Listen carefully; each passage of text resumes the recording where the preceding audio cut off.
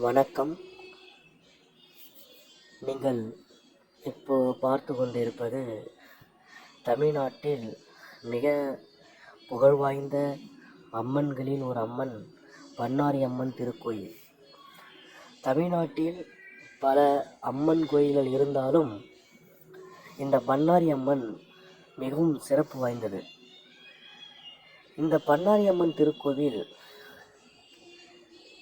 எங்கே அமைந்திருக்கிறது என்று பார்த்தால், தமிழ்நாட்டில் உள்ள ஈரோடு மாவட்டத்தில் சத்தியமங்கலம் மைசூர் செல்லும் நெடுஞ்சாலையில் பண்ணாரி என்ற ஊரில் கிட்டத்தட்ட அமைந்திருக்கிறது.